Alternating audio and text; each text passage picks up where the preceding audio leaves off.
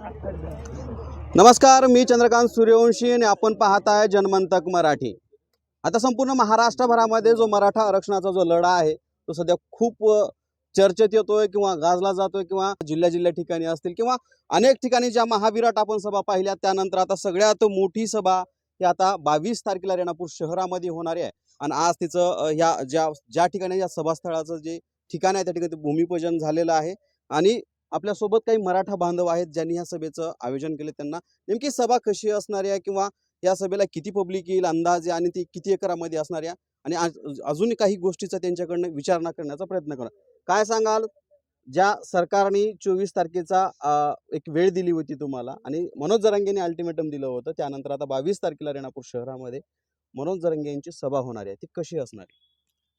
जी 22 तारखेला जी रेणापूरची रेणुका देवीच्या ज्या शहरामध्ये जी सभा होणार आहे ही भव्य दिव्य आणि सगळे महाराष्ट्रातील रेकॉर्ड ब्रेक अशी सभा ही आपल्या रेणापूर शहरामध्ये होणार आहे।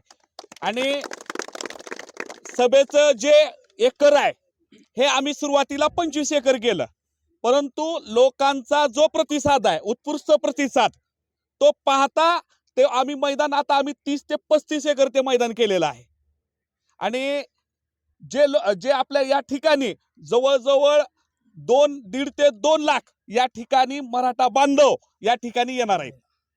ज्यावेळेस हे सगळे आंदोलन उभा राहिलं, मराठा आरक्षणाचा मुद्दा समोर आला, त्यानंतर मग रेणापूरमध्ये बरेच दिवस ते साखळी उपोषण चाललं, पुन्हा आमरण उपोषण चाललं आणि रेणापूर शहरामध्येच आपल्या विद्यमान आमदारांना तिथं अडवण्यात आलं। हे सगळे रेणापूर प्रामुख्यानं नजरेमध्ये लोकांच्या आलं। आता सभा होणार आहे, आता काय लोकांना सांगा? लातूर जिल्ह्यातलं जर बघितलं तुम्ही की आंदोलनाचं उगमस्थान जसं ज्वालामुखीचं उगमस्थान असतं तसं आंदोलनाची धग उगम हा पूर्वीपासून जर आपण तपासला इतिहास ही रेणापूरच आहे। त्याच्यामुळे इथले आमदार असतील, इथले खासदार असतील, त्यावेळेस बावनकुळे सारखे भाजपचे नेते या ठिकाणी असतील, त्यांना अडवायचं काम लातूर जिल्ह्यानंतर केलंच, परंतु उठावून हे जर काम केलं असले रेणापूर तालुक्यातल्या ह्यांनी केलं। आणि एक 6 दिवस मनोज जरांगेच्या पाटलासोबत त्यांनी त्या ठिकाणी आमरण उपोषण केलं। आणि ज्या वेळेस जरांगे पाटलांचा त्यांना फोन आला पोळ्याच्या आदल्या दिवशी की तुम्ही आता साखळी उपोषण करा, परंतु मर्दमावळ्यांनी सांगितलं जोपर्यंत तुमचं उपोषण चालू आहे तोपर्यंत आमचं उपोषण चालू राहणार आहे। म्हणजे ही परंपरा फक्त रेणापुरातून आंदोलनाची धग आणि उगमस्थान रेणापूर आहे। अतिशय महत्त्वाचं ह्यांनी सांगितलं की जे उगमस्थानच रेणापूर आहे। काय सांगाल, 24 तारखेला सरकारचा मनोज जरांगेंनी जे अल्टिमेटम दिला होता त्यानंतरची माझ्या मते अंदाजे एक शेवटची सभा म्हणून यात रेणापुरातली काय अपेक्षित असेल? ठीक आहे, येणाऱ्या 24 तारखेला या सभेत मनोज जरांगे पाटील साहेब जे बोलतील आणि 22 तारखेला होणाऱ्या सभेमध्ये जे मनोज जरांगे पाटील बोलतील आणि त्यांनी जी इशारा दिलेला आहे 23 तारखेला बीडला जी सभा आहे त्या सभेमध्ये आम्ही निर्णय जाहीर करू, पुढील निर्णय त्या निर्णयाशी मराठा समाज त्यांच्या पाठीशी राहील। काय आता सरकारला काय एकंदरीत सांगाल? इतके दिवस तर वेळ तर मागितलाच होता, परत आणखी वेळ मागितला होता, अजून कुठंतरी नाही, सरकारने आता अंत बघू नये, सरकारने मागितल्याप्रमाणे वेळाप्रमाणे वेळ सरकारला दिलेला आहे। आता सरकारने या मराठीचा खरंच अंत बघायचा नाही। किती दिवस सभा चालणार? आणि साधारण काल जी अंतरवाली सराटीमध्ये या ठिकाणी बैठक पार पडली त्या बैठकीला तालुक्यातले काही मराठा बांधव या ठिकाणी आम्ही गेलो होतो। तुम्ही जर त्या बैठकीचं न्यूज पाहिली असेल किंवा तिथले जी काही बैठक कशी पार पडली याची बातमी पाहिली असेल तर तुम्हालाही लक्षात आलं असेल की आता जरांगे पाटलांनी मराठा बांधवांना ज्यावेळेस विचारलं की 24 तारखेच्या टप्प्यानंतर आपण एखादं आमरण उपोषण गरज पडली तर करायचं का, तर त्यावेळेस सगळ्या मराठा बांधवांनी त्या आमरण उपोषणाला विरोध केला।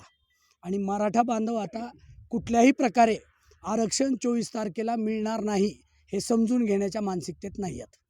त्यांनी समाज बांधवांनी जरांगे पाटलांना सरळ सांगितलं की आम्ही कुठलंही आता आंदोलन करायच्या आमरण उपोषण साखळी उपोषण करायच्या मानसिकतेत नाही आहेत। आता आम्हाला 24 तारखेनंतर गाठायचे तर मुंबईच गाठायचे, त्यामुळं मुंबई पॅक करणार 24 मुंबई पॅक करणार, परंतु जरांगे पाटलांच्या आदेशावर करणार। म्हणजे मराठा बांधव यासुद्धा भूमिकेत आहेत की 23 तारखेला बीडला जी सभा होणार आहे ती जरांगे पाटलांची निर्णायक सभा असणार आहे। म्हणजे त्या सभेचं नावच दिलं आहे इशारा सभा। आणि रेणापूर तालुक्याचं, लातूर जिल्ह्यातील रेणापूर तालुक्याचं, मी म्हणेल लातूर जिल्ह्याचं भाग्य आहे की रेणापूरला 23 तारखेच्या अगोदरची संध्याकाळची शेवटची सभा रेणापूरला होती. त्यामुळं ही सुद्धा सभा निर्णायकच असणार आहे. म्हणजे बीडच्या सभेमध्ये सकाळी ते निर्णय सांगणार आहेत, कदाचित ते रेणापूरच्या रात्रीच्या सभेमध्ये ते निर्णय सांगू शकतात. त्यामुळं तालुक्यातील सर्व बांधवांना एकच सांगतो मी, मराठ्यांची ही अटीतटीची जी लढाई आहे ते 24 तारखेच्या 2 दिवस अगोदर ही लढाई रेणापूरमध्ये ह्या सभास्थळी होणार आहे. त्यामुळे जरांगे पाटील या ठिकाणी येणार आहेत. तालुक्यातील प्रत्येक घराला कुलूप लागलं पाहिजे एवढं समाज बांधवांनी डोक्यात ठेवून या सभेला जास्तीत जास्त उपस्थिती लावावी. सरकारला झेपेल का आता? सरकारला 24 तारीख ही वेळ दिली होती, पण सरकारला हे सगळं झेपणार आहे का आता? सरकारला तर आता झेपणारच नाही, कारण सरकारनं या अगोदरच्या बी सभा पाहिलेल्या आहेत. सरकारनं फक्त वेळ काढू भूमिका आत्तापर्यंत घेतलेली आहे.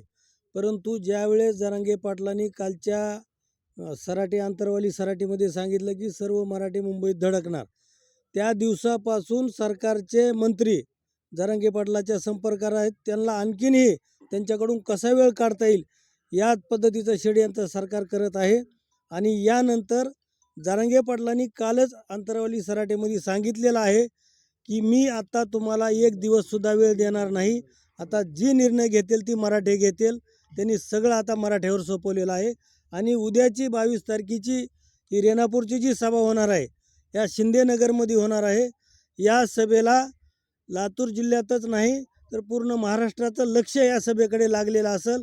आणि ही सभा अत्यंत भव्य दिव्य अशी सभा होईल याचा आम्हाला आत्मविश्वास आहे.